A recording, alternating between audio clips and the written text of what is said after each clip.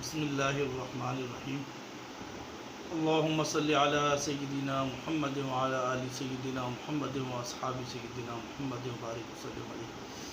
تمام دوستوں کو السلام علیکم ورحمۃ اللہ وبرکاتہ۔ آج ہم خواب کی تعبیر بیان کریں گے کہ اللہ تعالیٰ کا دیدار کرنا یہ کیسا ہے۔ مختلف تعبیرات ہیں اس کی، ان میں سے ہم کچھ بیان کریں گے۔